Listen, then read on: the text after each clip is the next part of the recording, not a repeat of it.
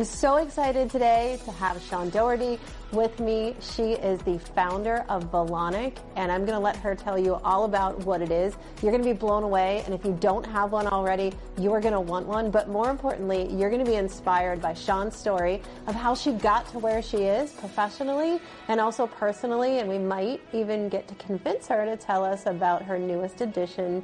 Welcome to the show. Thanks a lot. Thanks for having me. So, Shawn, there's so many things that I want to talk to you about today, and I'm being challenged on figuring out what order to go in. Yeah. But let's first talk about where you are today with Volonic, because you've created one of the most incredible brands and one of the most needed brands for the entire world, given where we are today. So tell us a little bit about what it is. Maybe if we don't mind, maybe we take it just a step back, just for the audience, so they understand, what built me up to Volonic. Yeah, absolutely. And because I think it's just so relevant, right? Because it's the next chapter of my life, but there was a chapter before it that really set the tone for it. Great.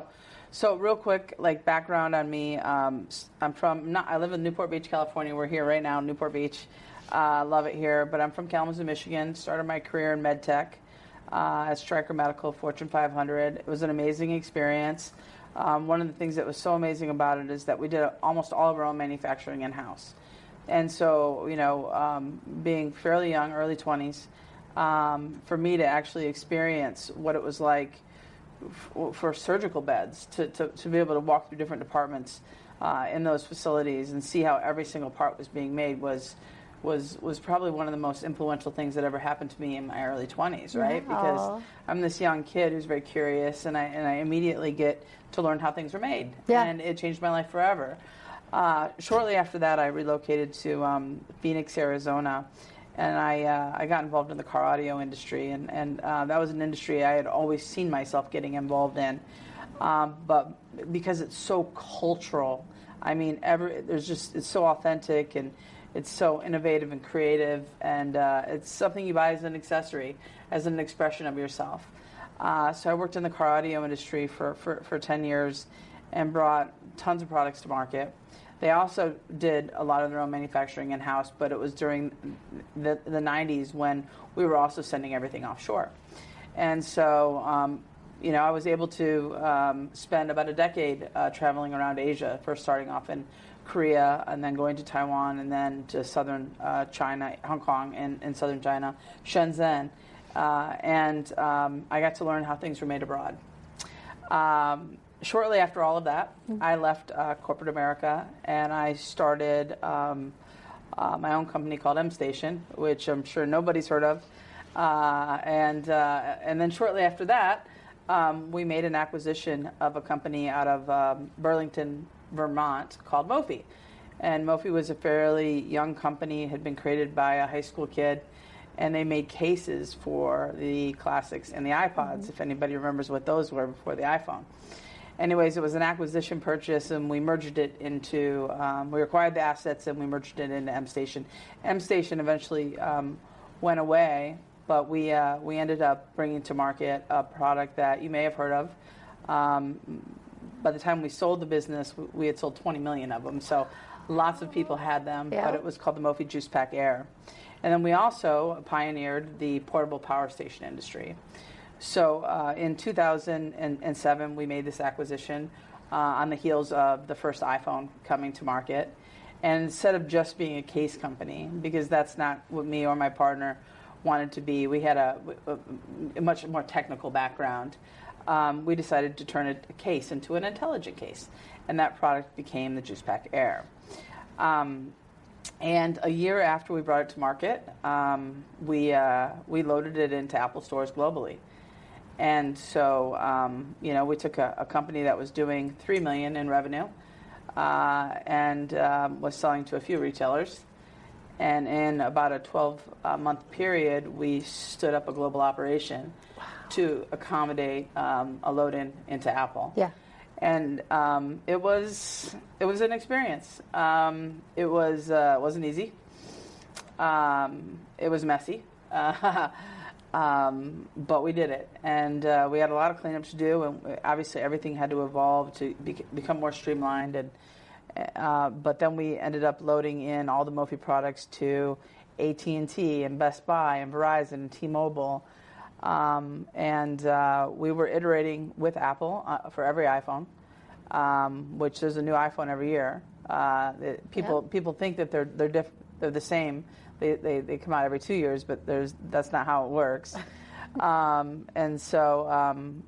were fortunate enough to be one of Oprah's favorite things. We did collaborate. We were the first consumer electronics company to do a collaboration with Supreme. Wow. And Mophie to this day is still doing drops with Supreme, which is something near and dear to my heart.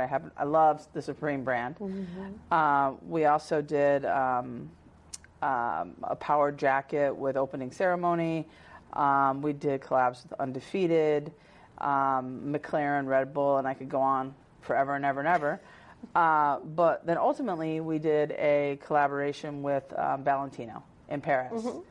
And we basically redesigned one of our Power Station products, and for the Rouge Absolute line in 2015. And I went on a charity ride with a company called Cash and Rocket. And then we did the drop in the Net-a-Porter stores in mm-hmm. London. And that's sort of what has propelled me. I sold Mophie in 2016. When I was at the Valentino headquarters in Paris, when we did the drop, I looked around the room, and obviously all the products were gorgeous, right? Yeah, all of them. I mean, how could they not be? It's Valentino. But a lot of the creative directors were still, had been in those positions for 20, 30 years. Right. And they were still using flip phones.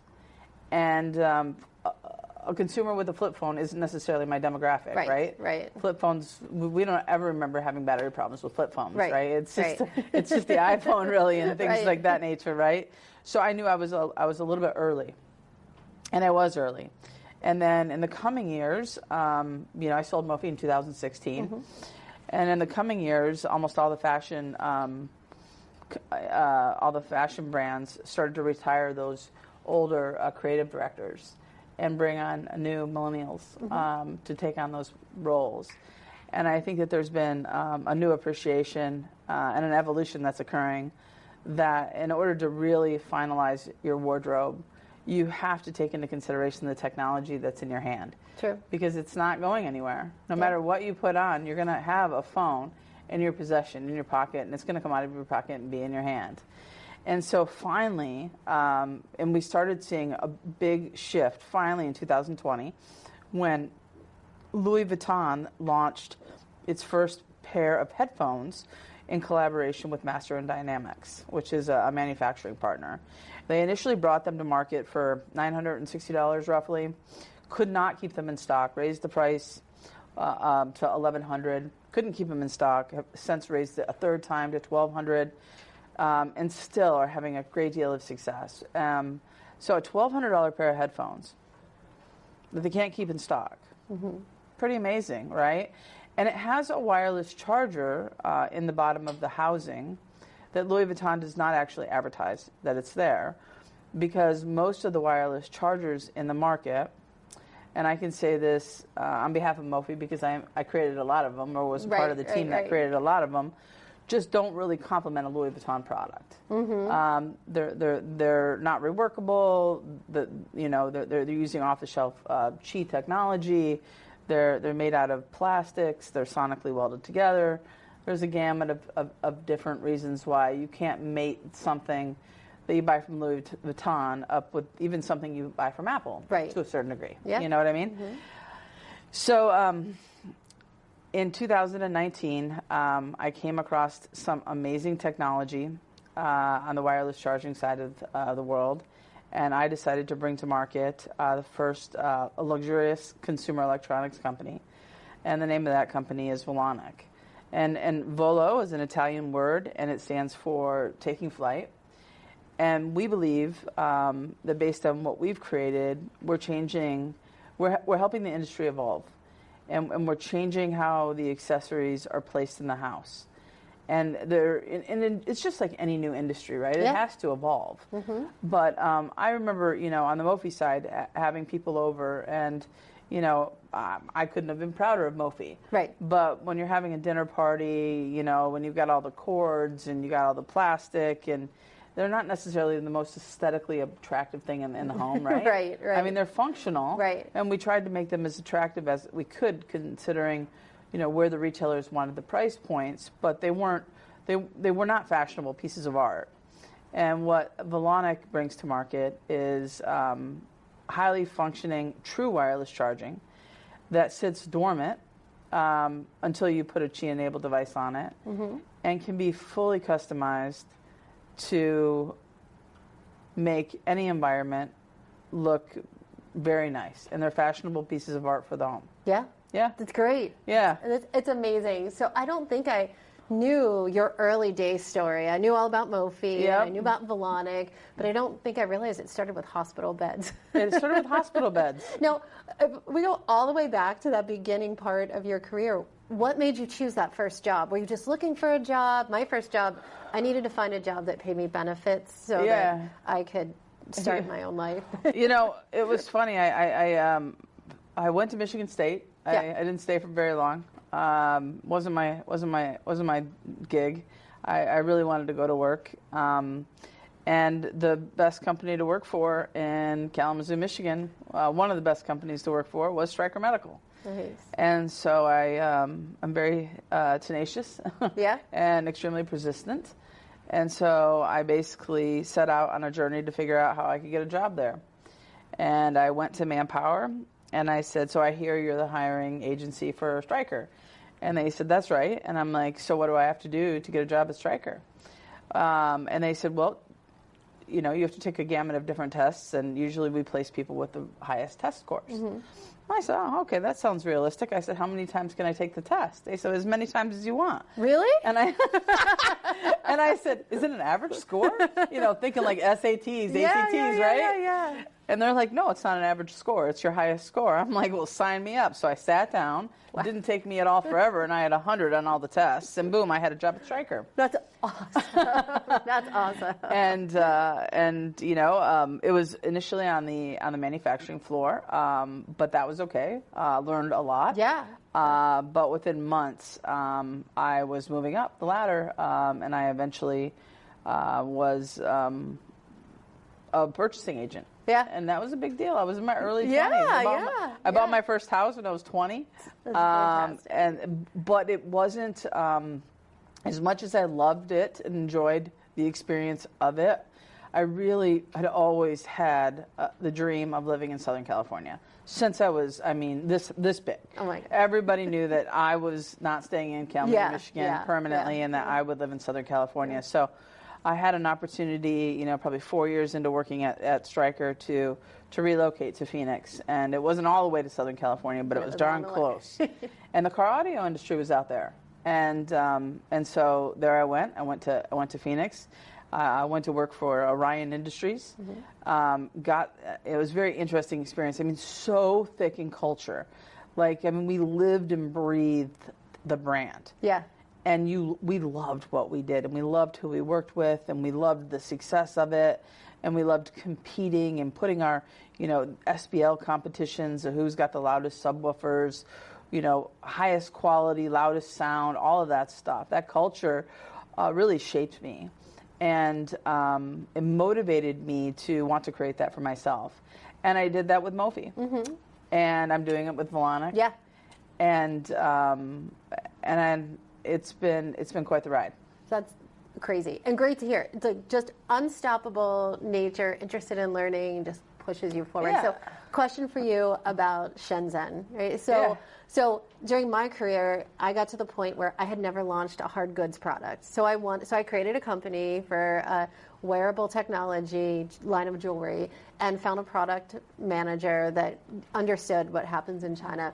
Went out to Shenzhen, and the first thing he said was, just know this will be copied within 2 weeks, and you will be undercut should you get to market. So what are your biggest takeaways from a manufacturing perspective, like advice that you learned that people don't tell you when you're first starting to get into?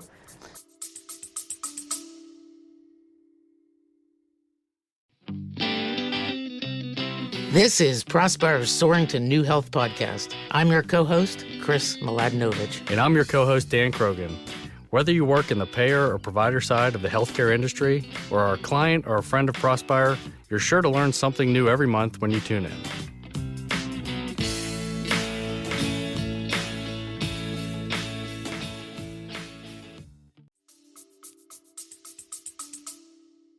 Yeah, I mean, boy, I've heard a lot of horror stories from people that have tried to do this in China. So patents are very important, but you have to remember that they're expensive, and they're only as good as your ability to defend them. So those things are really important, but really, I mean, the truth. Yeah. So file patents. File a patent in the U.S., file a patent in China. File your trademark here, file your trademark in China. You have to make sure that you do, and you can wait to file it in the rest of the world, but if you're going to manufacture in China, file your trademarks and your patents there as well. That's good advice. And then pick your manufacturer wisely. And any product that's extremely successful will be copied. Mophie was the #1 copied consumer electronics products for almost 7 years after we launched in Apple in 2008. And I've spent a great deal of time in my career defending that IP. And working with different law firms and different organizations in order to protect the integrity of the brand and to shut down those counterfeiters. That's super good advice. But it's also, I mean, the best form of flattery. Yeah, of course. I mean, so it's like, careful what you wish for. Right. You want a product that's going to be extraordinarily successful, people are going to copy it. It's just having a plan and knowing how to deal with it. Yeah, and it's like PR. It's all good. I mean, it just builds up and boosts your brand as well. So you move into this role where you're this worldwide global leading with 5 global entrepreneur locations. From Mophie's standpoint. How do you decide who to surround yourself with in business to make sure that Mophie continues to grow quickly and effectively, people that you can trust? Did you tap into people that you knew in your network over the years? Did you look for the best in the industry or the class? How did you decide who were the key people you could trust and build that group? Honestly, I mean, that's a really tricky question because it was probably one of the most difficult aspects of growing Mophie was the pace in which we were growing. And I was, in my early, almost 30 when I started, maybe 32 when I started Mophie, and I had a network, but not anywhere near like the size of a network I have now. Right. And so, some of the people that I was able to pull from previous endeavors where we worked together, I think were by far some of my best employees. But finding teams that worked well together and that could come into an environment that was scaling at the level that we were scaling was very difficult. I mean, my father-in-law told me that the answer to all of my problems was to find a whole bunch of MBAs. And and I was like, of course he's an MBA, but and I'm not. And I was like, oh, okay, all right, That was not the answer. No. Just so you know, that was bad advice. That was really, really bad advice. You really have to take your time when you're hiring, and when you're growing that fast, it's hard. But I found that not everybody can operate in an environment. Not everybody can support culture. So the culture fit is super important, right? Yeah. And not everybody, no matter, even if they're super, super smart, can walk into an organization and can see what it's missing, and it can help establish processes and procedures in order to help it grow in a healthier way. Many people they think they can and they like the idea of it, but they get into the actual business and see how fast things are moving, and they start to spin. And so it's something that, it was really hard for us. I think we tried to grow too fast because there was demand, and we definitely hired too fast, and it hurt the business. And so my advice to another entrepreneur would be, take your time. Take your time. Tap into other people that you bring in, their networks, if your network isn't big enough. But the fastest and the best way to scale a business is to scale it with people that you can trust and that you've worked with before. Yeah. Well, and there's that interesting time where a company pivots, where you have to have entrepreneurs who are very bold and not afraid of anything to get you that market validation and market fit, and then you need to shift to what you said, bringing in the people that are focused on building process and procedures so that you can scale efficiently. Yeah. And that is often a different type of person. So it is. So it can be really tricky, right? Yeah. Because people can get their feelings hurt along the way, right? Oh, for sure. I mean, it's tricky. For sure. But human capital, without a doubt, is any company's most valuable asset. And so spend a lot of time, have a great VP of HR. We had an amazing VP of HR. Sit down with them and plan to put people in positions where you know that they can be successful. Right. We did a lot of promoting to failure. Yeah. And we did it out of pure necessity, but it's not it's the easy answer, but not the right answer. Yeah, yeah. So you have all this experience from just being this tenacious 20-year-old to moving into this global growth. What are the key insights that you took away to Volonic? And you're like, all right, I learned this the hard way the first time around, so I'm going to make sure that I do it right this time, and it's made your life so much easier. Yeah. Well, sometimes, you know, I remember a lot of, so we made a lot of mistakes at Mophie. Like, you know, a book of mistakes, right? If there was a mistake to be made, we made it. So we learned the hard way in a lot of different ways.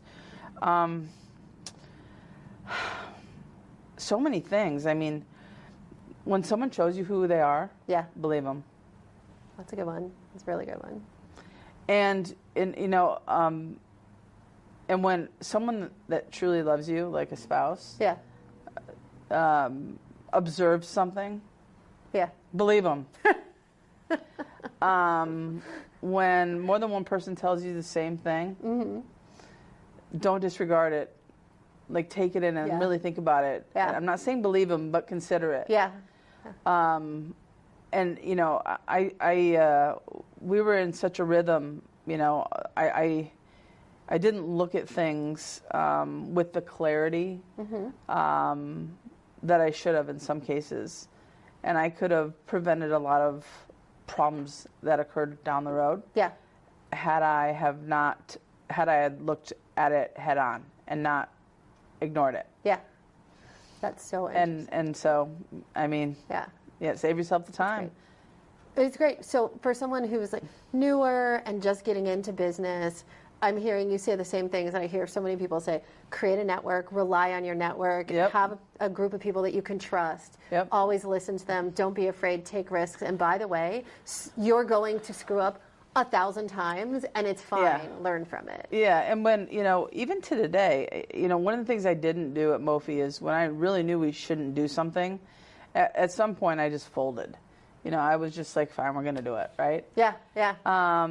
Not this chapter in my life. Like, if I absolutely positively know, because I've been here before, that we shouldn't do that, because I've tried it 2 or 3 times and failed each time, and I won't stop. I mean, we might agree to disagree, and you know, obviously somebody has the opportunity to make the decision, but I won't let it go. It's like, we have to do this, and we have to do this right, or we need to not do it at all, or we need to just pause for a day. But I really try not to make mistakes, and I try and learn from the past, and if I don't agree, I'm going to continue to tell you I don't agree, and we're going to have to keep debating. But that's a good thing, But that's healthy. Right? It's healthy debate. So it sounds like a lot of people that work for you or with you over the years, if I went back to them and called them up right now, they're not going to come in the door or anything. If I asked them one takeaway that they had, it sounds like they would say that you probably made them think more strategically about the steps they were taking and become a better person as a result that they could take to their next job. Do you think that's fair? I think that's fair. I mean, I can't think of a single person who, you know, hasn't gone on and tried to start their own business in the space, or wouldn't be able to say, I'm not telling you working at Mophie was easy, but I'm going to tell you they all wore Mophie sweatshirts every day. I mean, they loved the culture of the business. And to be a part of something that grew so fast, has to have had an absolute positive impact on all of their careers. Yeah. Hopefully they're using it that way. Right. But definitely a huge impact on a lot of different people. That's awesome. So let's shift gears a little bit from Sure. work to life outside of work. Outside of work. Yeah. I know it's integrated all as the same thing. During the pandemic, a group of us started to call it work-life blend because it just all blended together. Yeah. But what are the things you focus on to take your mind off of work, to give you the ability to think more clearly about work? Oftentimes, people go on vacation, and it gives them the ability to just process things they're not even considering and come up with better ideas and bigger insights, refresh them to bring them back. Yeah, so I like to get together with a lot of my friends here locally, and almost all of them are entrepreneurs too. Yeah. I didn't have that network in the Mophie days. I was relocating every 2 seconds until we made it out here eventually. But now I do, and I think just talking things through. It's like they don't have a horse in the race, but we all have similar problems, and really just being like, this is what I'm dealing with. What do you think? Yeah.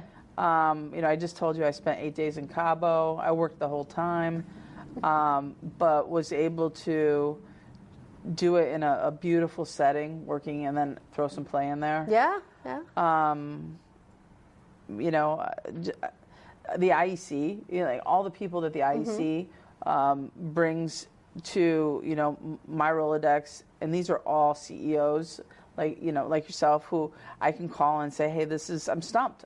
I don't know what to do. I haven't come up against this problem. And so getting the advice of others, there's not a problem that all of us, we've all collectively dealt with every possible problem that could potentially exist, in my opinion. So you just got to keep asking until you find the person that can help you find that right answer that feels right. Well, and I love as you like move up in your career and you become more successful, you find that more people are willing to help you with the bigger issues. It's not this.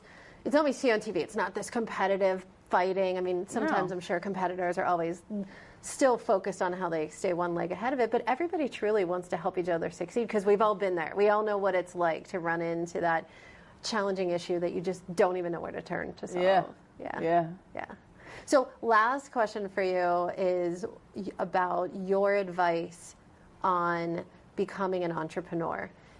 Is there an age limit where it's too late for you to try and do something on your own, or can you be inspired at any age to go out and follow your dream?